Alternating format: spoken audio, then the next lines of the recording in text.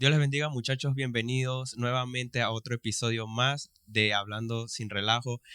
Esta vez, bueno, puede ser algo fuera de los episodios, es como un especial, puede ser, de nuestro primer año en YouTube.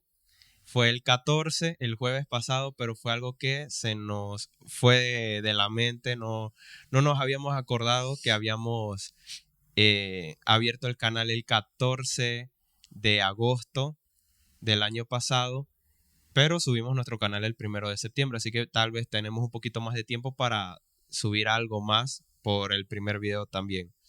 Entonces, como ven, tenemos un invitado muy especial, que es el pastor Ramón Guerra, cariñosamente mi abuelo, que lo amo y lo quiero mucho. Le vamos a estar haciendo una serie de preguntas acerca bueno, no del tema, sino principalmente sobre lo que es el llamado, el, el llamado pastoral, lo que es estar en el ministerio, ¿no? Primero, ¿cómo se siente por primera vez acá en el canal? Bueno, saludarlos a todos y darles un gran Dios les bendiga y que sepan que Dios siempre es bueno. Y bueno, yo he estado siguiéndolos a ustedes y me encanta verlos, ver la nueva generación, cómo se levanta. Y eso nos dice a nosotros que estamos haciendo algo. Y pues me gusta mucho la forma en que todos operan, cómo trabajan todos en esto. Y bueno, quiero felicitarlo y quiero agradecerle también por esta invitación a compartir con ustedes. Sí.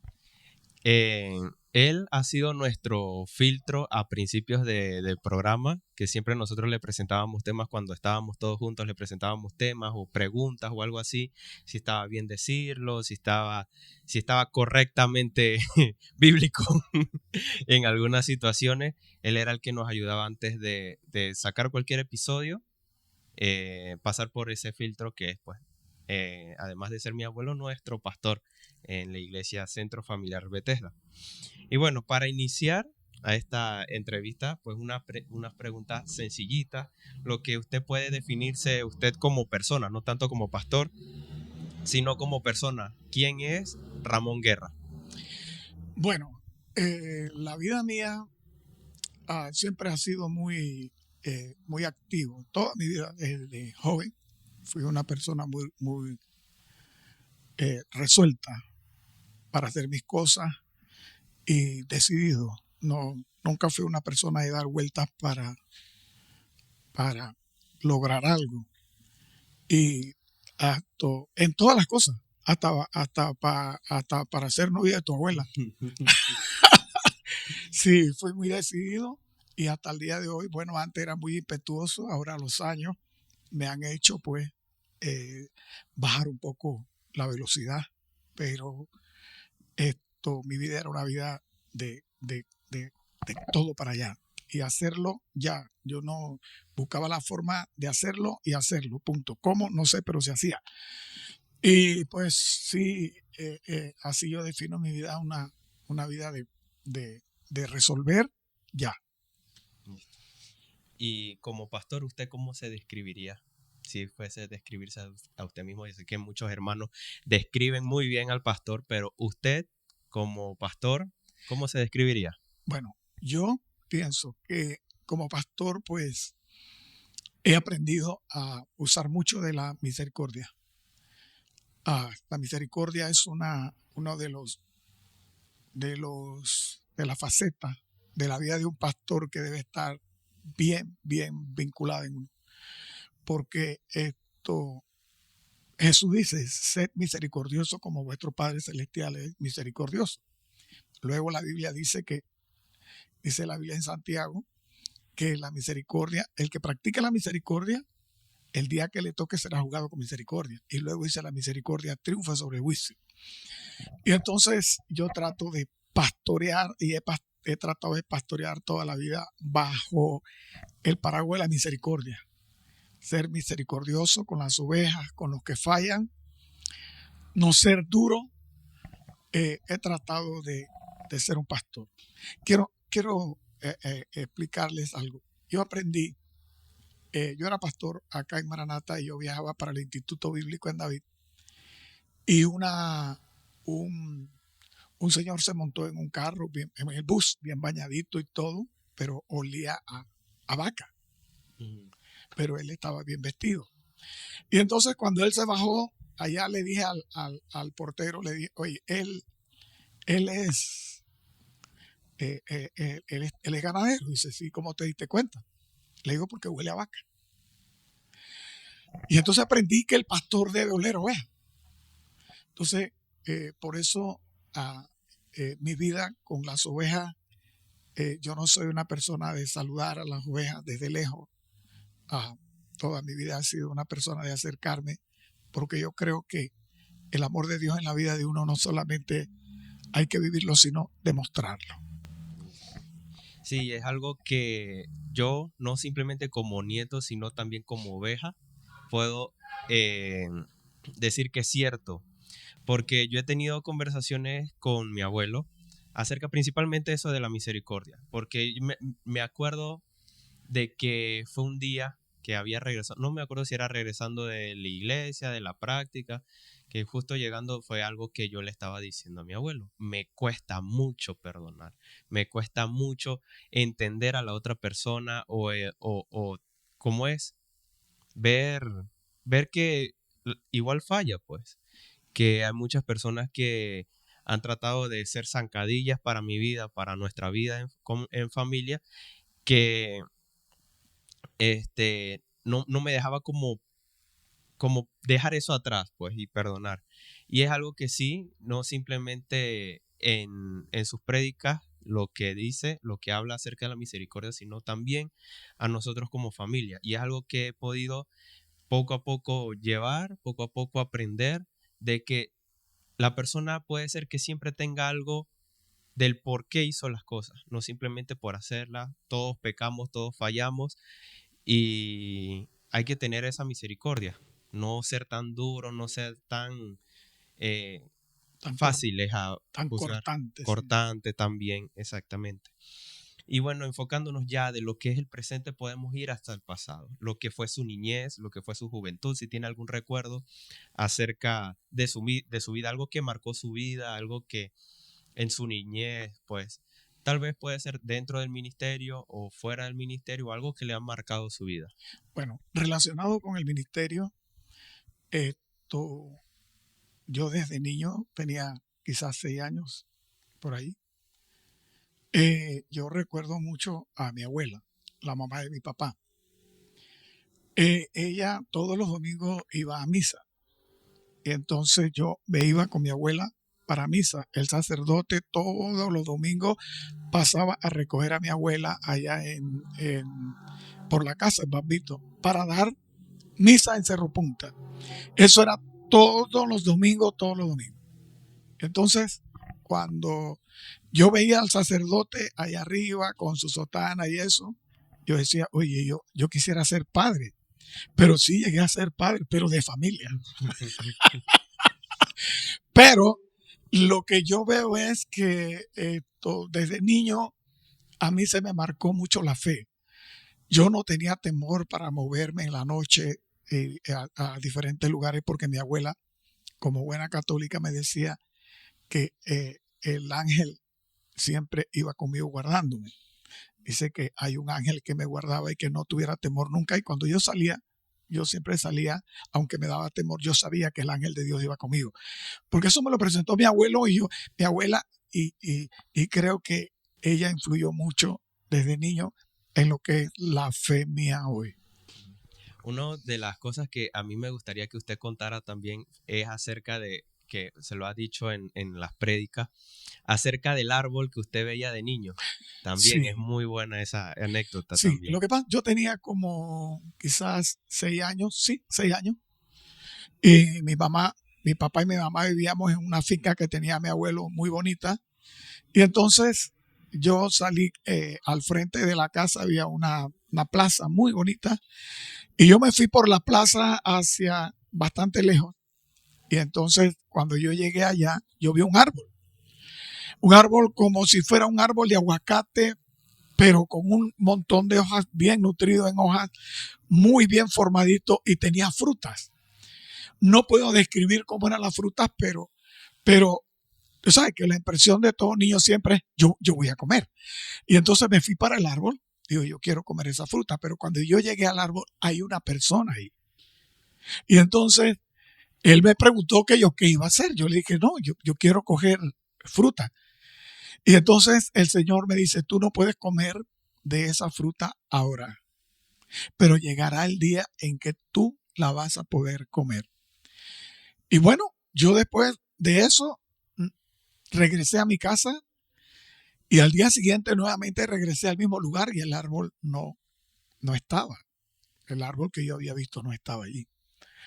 Luego cuando ya estamos hablando como 7, 8 años, yo voy saliendo de la iglesia y cuando bajo veo un árbol de aguacate en el fondo, muy, muy bien formado y bonito, un árbol nuevo. Y me vino a la memoria de una vez esa imagen que yo tuve. Y yo entendí que ya eso no era porque yo pensaba que era imaginaciones. Uno como niño se imagina cosas. Uno se imagina que es Spider-Man. Él sabe por qué se ríe. Entonces uno se imagina que, bueno, o es un superhéroe, qué sé yo. Y cuando yo pensé pues que era imaginaciones mías, pero ahora que yo vi ese árbol, yo pude entender. Yo cuando niño no sabía qué era, pero ahora que yo conozco la Sagrada Escritura, la Biblia a mí me habla del árbol de la vida. Y la Biblia dice que un día comeremos de ese fruto. Y entonces el Señor lo que me estaba diciendo que mi tiempo para tomar el fruto tenía que esperarlo porque no era hora. Pero yo nunca lo vine a entender hasta, ya te digo, hace como 7 años atrás vine a entender eso. Sí, y bueno, como todas esas anécdotas pasaron antes de usted aceptar al Señor, ¿cómo fue o cómo fue la manera en que usted conoció de manera personal a Cristo? Que fue como tomar la decisión de seguir a Dios. ¿O cuál fue la persona que le dijo constantemente acerca de la palabra? Bueno, a mí me hablaban varios de la Sagrada Escritura, pero yo era muy duro, muy... Lo que pasa es que hubo una situación en mi vida que fue muy, muy dura. Fue la muerte de mi mamá. Mi mamá era una mujer de 36 años. Yo tenía a escasos 18 años, acabo de cumplir. Y mi mamá murió. Pero mi mamá había aceptado al Señor. En el templo cristiano de David, en aquella época era una carpa que estaba comenzando la campaña en 1976. Y entonces mi mamá un día, ella amaneció soñando y llorando y me decía, hijo, yo me voy a morir, yo no quiero que ustedes estén peleando como hermanos. Entonces comenzó a darnos los consejos que todo padre quisiera que sus hijos. No, entonces yo le decía, mamá, pero no, dice, no, es que yo vi al Señor que venía en una nube y que me decía, Dora, ven que te necesito.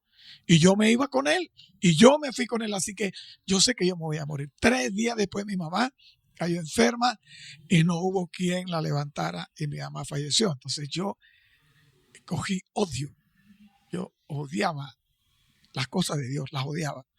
Y yo decía que si Dios existía, Dios era el ser más malo que había. Porque cómo me iba a quitar a mi madre, yo que tenía 18 años y el más pequeño de mis hermanos tenía 8. Entonces, la vida de mi papá no era como para decir voy a atender a mis hijos. Yo sabía lo que íbamos a enfrentar.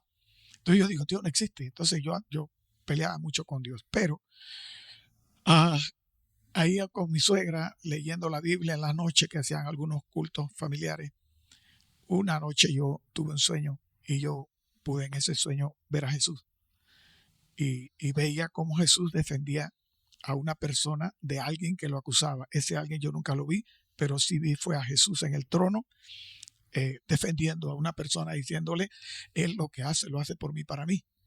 Y el rostro de Jesús, su mirada, yo no puedo describirlo. No hay pintura, no hay cuadro, no hay pintura, no hay imagen que pueda describir el amor, la ternura, la autoridad. Era un conjunto de cosas que tú no puedes describir. O sea, tú ves ese hombre con una autoridad extraordinaria, pero lo ves tan tierno, ves una mirada tan penetrante que no te puedes esconder. No puedo describir su belleza, el calor que irradiaba era una cosa extraordinaria y yo me desperté llorando. Y de hecho, cada vez que yo me acuerdo de eso, yo tengo que contener mis lágrimas. Y eso marcó mi vida ahí en adelante y entonces ya yo comencé a ver las cosas de Dios desde otro punto de vista. Hasta que un día pues decidí ir a la iglesia. Tu mamá estaba pequeñita y ella sufría era alérgica a la lactosa. Y entonces Arairi me presionaba para llevarla a la iglesia a presentarla. Llevamos a la iglesia y yo le dije a Dios, que fue necia la oración. Yo le dije, mira, ven acá, Dios, si es verdad que tú existes, sáname mi nieta. Si tú me sanas mi nieta, mi hija, si tú me sanas mi hija, yo te voy a seguir y nunca me voy a apartar de tu camino. Y ella no podía. Y un día ella tenía la costumbre, y todavía la tiene, y tú lo sabes. Yo tengo mi Coca-Cola ahí y ella me la golosea. Sí. Y la mejor Coca-Cola es la mía, no la de ella, sino la mía, la que está en mi vaso. Y entonces ella, cuando yo salgo y regreso, me había tomado la taza de café con leche que yo tenía. Y yo asustado pensando que era leche evaporada, peor. Y no me fui a trabajar ese día, me quedé esperando que enfermara y no enfermó. Y entonces, y de ahí hasta el día de hoy, el Señor sanó a mi hija. Entonces yo decidí comenzar a buscar a Dios en esa pequeña iglesia ahí en Bambito. Bueno, ahora que hemos tomado ese momento de usted principalmente, quiero irme más a la parte de usted como pastor, del llamado pastoral. Yo quería preguntarle cómo usted sintió el llamado al pastorado. Bueno, si yo te dijera que yo no sentí ningún llamado al pastorado, probablemente te asombraría. Pero para mí, mi llamado es como el llamado que hizo Elías a Eliseo. Eliseo ni siquiera pensó que él iba a ser un día profeta, pero Dios le dijo a Elías, anda y unge a Eliseo para que sea profeta. Él estaba trabajando. Y llegó Elías y puso el manto sobre él y le dijo que él sería profeta. Yo no puedo decir que Dios escuchó una voz para que me dijera que yo fuera pastor, pero mis pastores, porque yo tuve varios pastores, mis pastores siempre me vieron de que yo tenía un llamado especial al ministerio. El pastor Carlos López fue el primero que me vio con esa. Luego el hermano William Pitti, que murió y está con el Señor, ese fue también mi otro pastor. Y mi otro pastor, que es Guillermo González. Guille fue el que me dijo, Monchito, Dios te llamó, tú eres pastor, tú eres predicador y dale para adelante. Pero si te puedo decir que yo escuché una voz que me dijo o algo que yo sentí para ser pastor, no, yo soy pastor porque mis pastores entendieron que era el llamado que yo tenía y me guiaron para que yo entrara en el ministerio. Esa es la gran verdad. Y cuando usted inició ya como pastor a dar enseñanzas, predicar o todas esas cosas, en ese momento que sus pastores les dijo, ¿tuvo algún tipo de miedo o algún tipo de resistencia o algo que le haya dicho pensar como que algún sustito, pues, por decirlo así, yo, Susto, pastor? todavía lo tengo. Por decirlo así, que le haya llegado a los pastores y dicen, no, que usted puede ser pastor o algo así. ¿Cuál fue esa reacción? Bueno, hijo, yo te lo digo a ti y te digo a todos y le digo a Ashley, porque ustedes van a ser pastores. El día que van a predicar y ustedes se sienten seguros, y usted que me escucha, el día que usted va a predicar y usted se siente seguro de lo que va a predicar, arrepiéntase. Arrepiéntase. Mire, los años que yo tengo, puedo decir que tengo cierta preparación bíblica, y yo llego aquí a predicar y yo todavía saco mi tablet y yo la abro y yo comienzo nuevamente a repasar mi bosquejo y comienzo a hacer anotaciones a mi bosquejo todavía aquí porque no estoy conforme con lo que yo tengo. Entonces, como yo no estoy conforme con lo que yo tengo y lo que voy a predicar, le digo, Señor, ayúdame tú porque yo no estoy conforme todavía. Entonces, me da, como dice Chespirito, me da cocha. Siempre uno tiene que tener esa cosa y no sentirse seguro, sino depender de aquel que te llamó. Usted habló acerca de sus pastores, ¿no? ¿Cómo han sido para usted en ese trayecto sus pastores, sus mentores, pues, como son? ¿Cómo han sido? ¿Qué son para usted? ¿Qué significan para usted? Ay, mis pastores son las cosas más lindas que Dios me dio. Mi primer pastor, el hermano Reyes Batista, era un hermano esforzado en una iglesia donde no había salario, ni tenía dinero ni para comer. Tenía que ir a trabajar a la finca y trabajar por un par de dólares.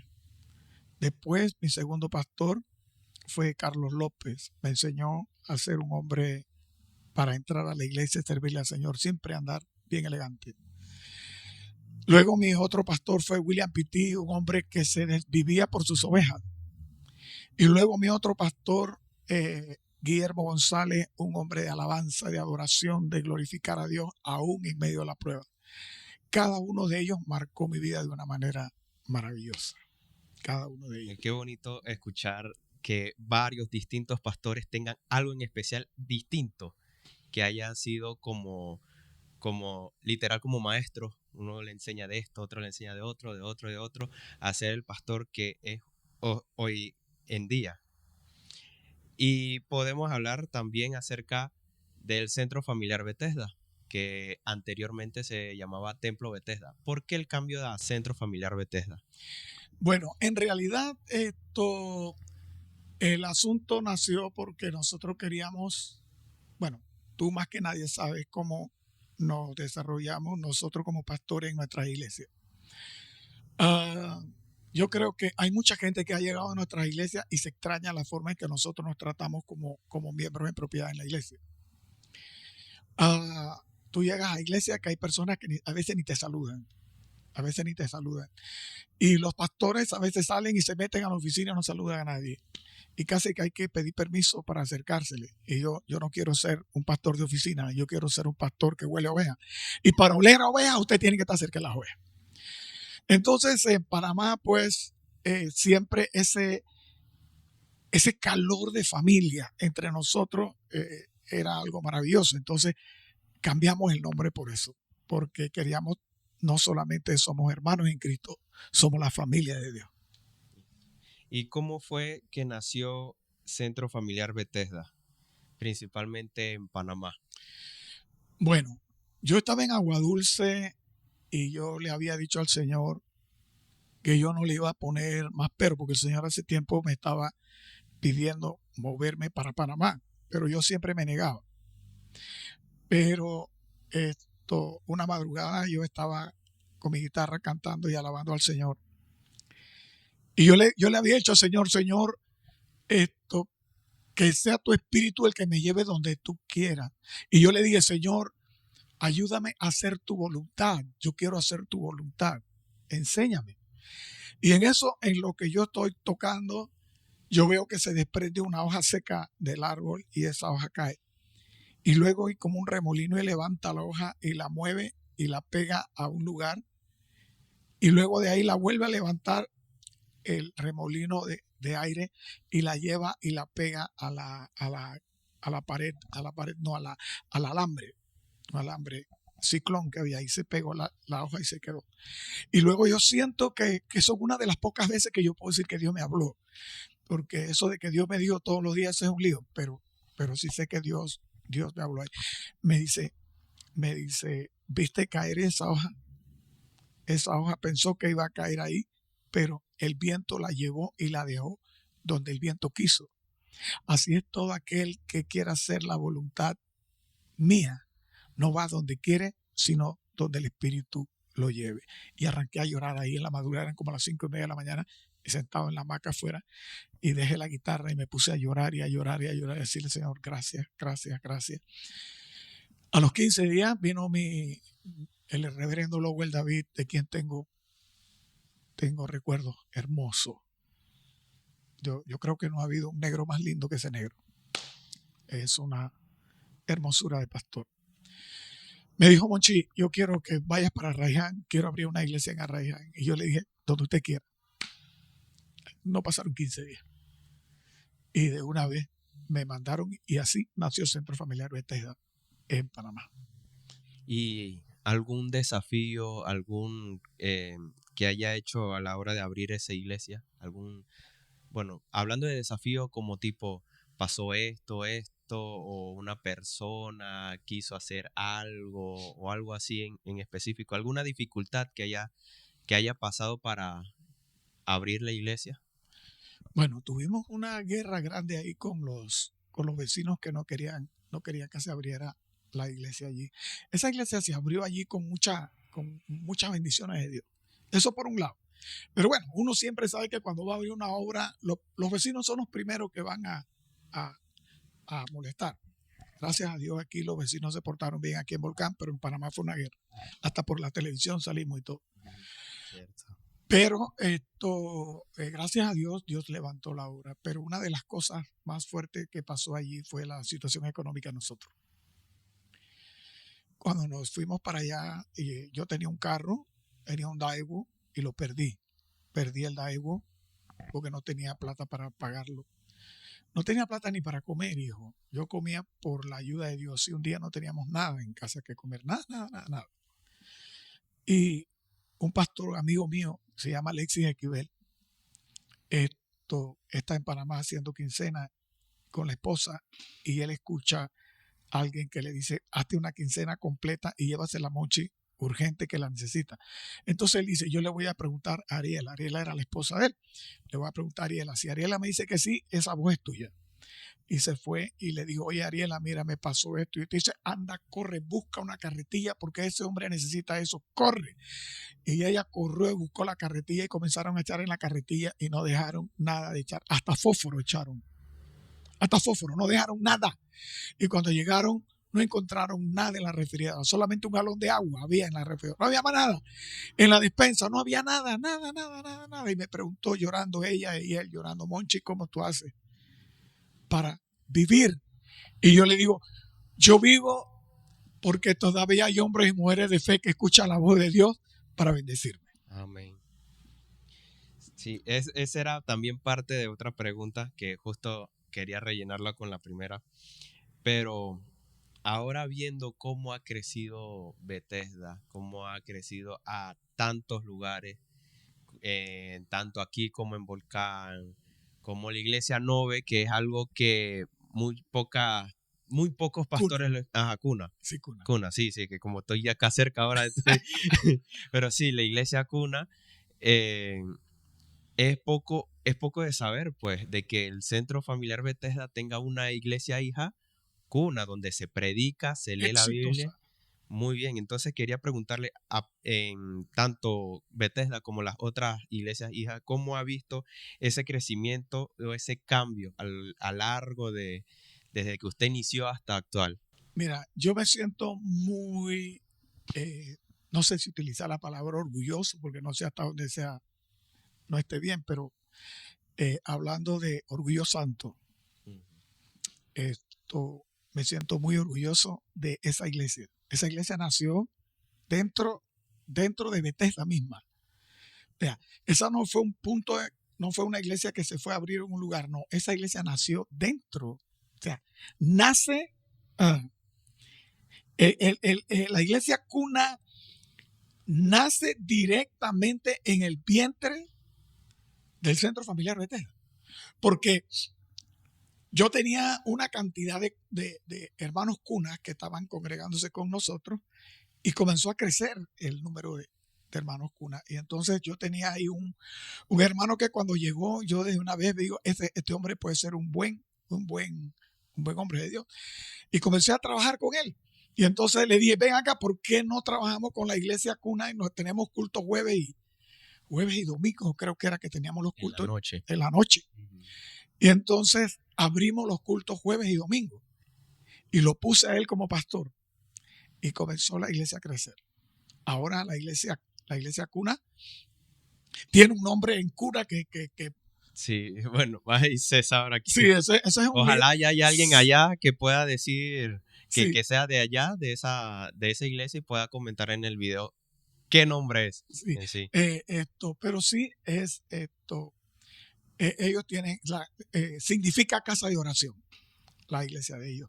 Pero ahorita mismo ellos se están congregando 130 y pico, 150, cuidado más. Y tienen varios puntos de predicación en diferentes lugares. O sea que la iglesia se ha extendido, la iglesia no se ha quedado ahí. Ellos ya tienen toda su iglesia completa, con sus ventanas, su altar, con equipo de sonido, todo, todo, todo. Es una iglesia completa. No tiene no le falta nada. Todo lo tienen. Y ha sido mucho trabajo y esfuerzo de ellos, pero han logrado, y es una iglesia punta de lanza en ese aspecto de la iglesia cuna. El hermano Justo Brown se llama el pastor de esa iglesia y es un hombre muy admirado y querido y reconocido en Cunayala por su trabajo como pastor y como maestro, porque es maestro jubilado. Y lo que es Bethesda actualmente, Bethesda, Centro Familiar Bethesda Panamá, en Arraiján, ahora que lo está haciendo, ahora que está tomando las riendas mi tío, el pastor también, Ramón Guerra, ¿cómo ha visto todo ese trayecto desde que usted inició hasta dar esa vara? Bueno, este es parte del sueño de mi hermano Lowell David, porque yo recuerdo cuando estábamos en un culto hace mucho, pero muchos años, antes de que se abriera la campaña que se abrió por acá por la pesta en la chorrera, antes de eso. Él habló a los pastores y estaba diciendo que por qué nosotros no, los pastores, no trabajamos un poco más con nuestra familia, porque era necesario que la fe que nosotros teníamos pudiéramos transmitirle al ministerio, ser transmitido a sus hijos. Entonces yo tomé esa palabra para mí y yo dije, no, mis hijos van a ser ministros de la palabra. Y ahí comencé a formar a mi hijo en la iglesia hasta hacerlo lo que es hoy un pastor hecho y derecho, gracias a Dios. Y bueno, tomando ese pequeño temita acerca principalmente de la familia, quiero tomar ese punto acerca de su vida personal, de su familia, en sí su familia, su numerosa familia, porque somos bastante, entre nietos principalmente. ¿Cómo ha sido balancear el ministerio con la familia? Bueno, yo hubiera querido tener más nietos, pero tu mamá fue la que, tu mamá le puso freno a eso. Monchito no. Después de Manuel, no lo piensa. Saludo a mi hermano que ojalá esté viendo. Pero bueno, mira, yo siempre procuré que la vida cristiana de Anaíri y mío fuera un modelo para mis hijos. Siempre traté de que la vida cristiana que yo vivo sea genuina y que no sea algo, porque es muy común escuchar en la iglesia muchachos decir, si mi papá fuera en la casa como lo es en la iglesia, o si mi mamá fuera en la casa como es en la iglesia, sería maravilloso.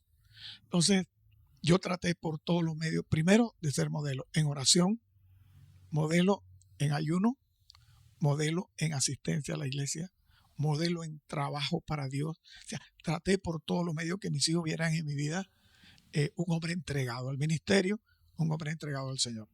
Y también, en este caso, de Anaíri. Y todo lo que relacionábamos en la casa, nunca lo dejamos de relacionar con Dios. Siempre todo. Si Dios quiere, si Dios nos lo permite. Cuando mis hijos van para la escuela, orar. Cuando regresaban, orar. Antes de acostarse, su devocional, orar. Y era una cosa que nosotros estábamos pendientes, principalmente a Anaíri, pendientes de que sus hijos estuvieran pegados de Dios, vayan a escuela dominical, vayan a su departamento, vamos a esto. O sea, la vida de fe y ministerial de nosotros no era fantasía. Hasta el día es una realidad. Ahora que tomó, justo vamos en ese orden, eso me está gustando, que habló de mi abuela, Nana, que yo le digo. ¿Cómo ha sido ella en su vida como pastora, como la esposa del pastor? Bueno, esa mujer ha sido clave, papi. clave. Yo no me veo casado con otra mujer. Y creo que si me hubiera casado con otra mujer no hubiera alcanzado el éxito que he alcanzado hasta el día de hoy.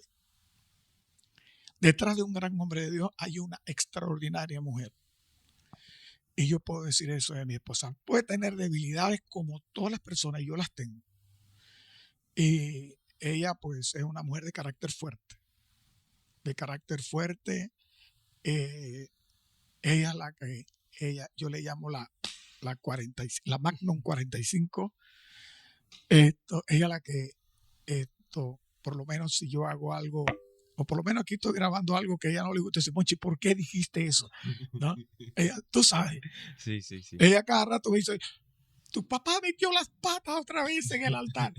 Ella siempre me corrige. Sí. Inclusive en mi forma de vestir, ella me cambió mi manera de vestir, ¿no? Ella me cambió todo. Íbamos a comprar ropa y ella me decía, esta camisa no. Y yo me enamoraba de una camisa, no, esa camisa es muy fea, ¿no? Entonces, ella era la que prácticamente me vestía en el sentido de que me decía qué ropa era la que yo debía usar como pastor. Que cuando me ponía una corbata, si me iba o no, todo. Ella ha sido clave. Cuando ella no predica. Ella no predica, pero hace un trabajo que muchas pastoras predicadoras no lo hacen. Ella se ha empeñado en ver crecer a su esposo ministerialmente. Y ella ha recibido gozo al verme a mí crecer. Y ya te digo, si yo no me hubiera visto nunca con otra mujer en el ministerio, probablemente hubiera estado perdido. Pero ella ha sido clave en mi vida en todos los aspectos. Como esposa, como esposa de pastor, como madre, excelente madre, y como abuela, peor. Como abuela es demasiado consentidora de sus nietos y tú lo sabes. Ella es así, extraordinaria. Sí. Mi abuela, Nana, ha sido un ejemplo muy alto, un ejemplo de los muy altos en la iglesia, que muchas hermanas han sido como, ay, ojalá y ser como la pastora, o mira las cualidades de la pastora. Ha sido una persona de mucho admirar, tanto en la iglesia como cualquier persona que la conoce, tanto cual como las cualidades que usted ha dicho, como madre, como pastora, como abuela, en todos los aspectos, Ahora, No, sabiendo... y algo más, buena suegra. Bueno, sí, eso ahí lo tendrá que Son, decir. no, eso lo puede decir Dani Sí, perfectamente también. y tu papá. Claro, Tu papá también. lo puede. Yo recuerdo cuando recién tu mamá te dio a luz y tu papá iba para el trabajo y Anaíri pues, tu mamá no podía atender y mi esposa le tomaba su uniforme. Tú sabes que se utiliza, él trabaja en el Seguro Social, así que él tiene que ir con su vestido blanco impecable y su suegra se lo lavaba y todo, la secadora, y luego a planchárselo. Ella le planchaba esa ropa a ese yerno y hasta lo llevaba a su trabajo y lo dejaba ya en la mañana porque como ella salía a trabajar temprano, así que ella lo llevaba también. Así que es una extraordinaria. Yo digo, Claro. tremenda suegra. Claro. Y bueno, tomando también todos esos aspectos que hemos abarcado, usted, bueno, abrir ese punto de los consejos y formación de líderes. ¿Usted cuál cree que son las cualidades que necesita un pastor actualmente? Para comenzar, las que tú tienes. Ayala. Amar a Dios. Servirle a Dios sin interés. Estar siempre dispuesto. Dar todo para Dios. Hay una faceta en la vida de Abraham que nos marca lo que Dios quiere de nosotros. Cuando Dios le dijo a Abraham, no temas que yo soy tu escudo y tu galardón será sobremanera grande. Abraham le contesta, ¿cómo es eso si no voy a tener hijos? Entonces Dios le da la promesa y luego dicen, ¿qué conoceré? Y luego le dice, Señor, tráeme una cabra de 3 años, una ternera de 3 años, un carnero de 3 años, qué sé yo. Y todo era de 3 años. Esos animales eran de 3 años. Y luego dice, tráeme 2 tórtolas y tráeme 2 palominos. Lo que le está dando a entender a Abraham allí, a Dios a Abraham es, yo quiero lo mejor de ti. Porque la ternera o la ternera de 3 años es ya una vaquilla, una vaca que ya está en todo su apogeo para reproducir. Ya, está en toda su fuerza y lo mismo todos los animales que están allí. Entonces, lo que él está pidiendo a Abraham es, yo quiero toda tu fuerza, yo quiero todo lo mejor de ti. Y luego cuando se trata de la fragilidad de la paloma y de la ternura, Dios le dice, yo quiero tu fragilidad y yo quiero también tu ternura. ¿No? Una paloma es muy frágil, muy frágil. Y él está diciendo a Abraham, yo quiero también tu fragilidad, no solamente tu fortaleza. Yo también quiero tu ternura. Por eso es que Dios le pregunta a Pedro, Pedro, ¿me amas? Porque a Dios le gusta que uno lo trate con ternura. Pruébalo. Yo lo hago y me pongo a llorar de una vez cada vez que lo hago. Y yo quiero tu ternura. Y cuando uno es ministro, yo le decía al Señor, Señor, yo te entregué mi juventud porque yo entré al ministerio, al pastorado, a la edad de 26 años. La misma edad que tenía Hito cuando comenzó aquí, yo comencé a pastorear. Yo estaba con toda dijo mi papá, con toda la reventazón. Pero yo le entregué a Dios toda mi fuerza. A la edad de 30 años, yo estaba uno en la edad más fructífera, de 30 a 40 años. Es la edad donde, por eso es que Jesús y el sacerdote o el sumo sacerdote era de edad de 30 años a 33 años. Por eso es que el ministerio de Jesús fue más o menos esa edad. Está en la edad fructífera del hombre. Y yo le entregué a Dios lo más fuerte de mí. Luego vino después de los 40, 50, ya hablamos de experiencia. Entonces comencé a entregar todo lo que sabía y lo que había aprendido. Y yo hoy, un día orando, le dije, Señor, yo te di toda mi juventud, te di toda mi fuerza, te di toda mi experiencia. Ahora te estoy dando toda mi debilidad como viejo. Tengo experiencia, antes dependía de ti porque no tenía experiencia. Ahora dependo de ti porque no tengo juventud. Y me hacen falta fuerza. Pero en cada etapa de mi vida, Dios siempre me ha respondido. Bueno, para ya concluir, tengo solamente una sola pregunta. ¿Qué mensaje le quiere dar a su iglesia o a esa generación de nuevos pastores que está creciendo? Tal vez no está creciendo de una manera como usted dice en la senda antigua, pero ¿qué consejo usted le daría a esos pastores jóvenes que se están preparando actualmente y a la iglesia, a su iglesia en general? Para mí, la formación de pastores, de líderes, es vital. Es vital. Justo Brown lo formamos. Al hermano, ¿cómo se llama? Mela, lo formamos. Alberto Gómez, Manny González, Hito Guerra y otros más. En el caso tuyo, yo vengo trabajando contigo hace rato, aunque no te des cuenta, pero lo estoy haciendo. Y para mí, siempre enfoco que esa parte que te dije, amar a Dios, servir a Dios sin interés, entrega. Y una cosa más quiero es que se dediquen a estudiar la palabra para que caminen como deben ser. Aunque nos digas anticuado, pero que prediquemos la palabra de verdad, la que Jesús quiere que prediquemos. Porque siempre he dicho, no es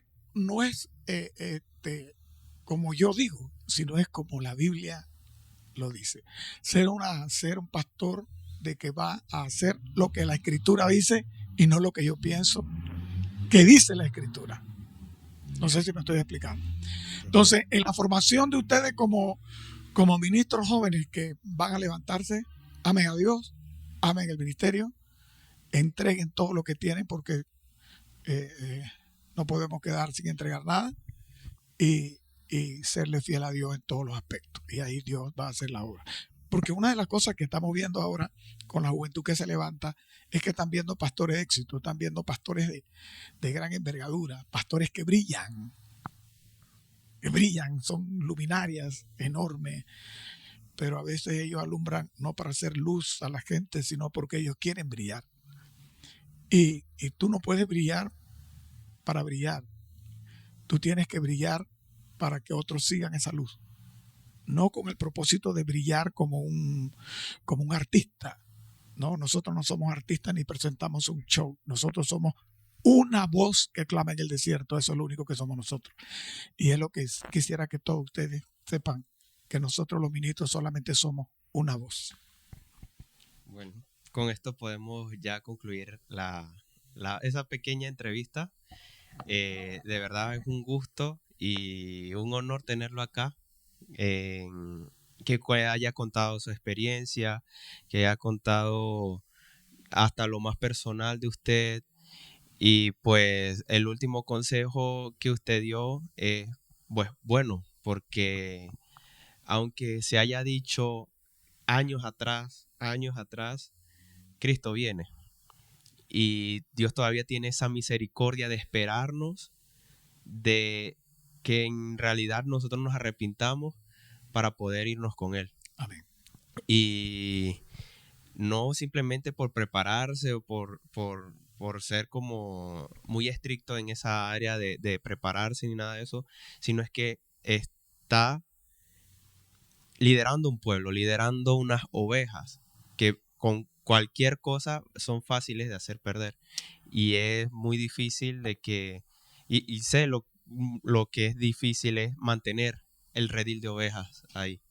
Sí, una última palabra, pues quiero agradecerte y a los muchachos también que están en Panamá todos, la oportunidad que me brinda. A mí siempre me gustó trabajar en los medios, que no lo dije aquí, pero yo estuve trabajando en Osana Estéreo por espacio de 10 años, predicando, pasando mis mensajes de predicación y una enseñanza que yo hacía todos los días en la mañana que se llamaba Una Puerta de Esperanza. Siempre me ha gustado estar en los medios.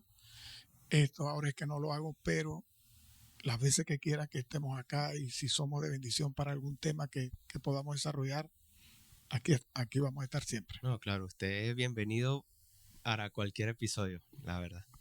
Y bueno, para ya terminar acá, pues espero que les haya gustado este episodio, esto totalmente diferente que hemos hecho pues en diferentes episodios. Pues no irnos sin antes recordarles que tenemos redes sociales, Instagram, TikTok como Hablando Sin Relajo. Pueden suscribirse al canal.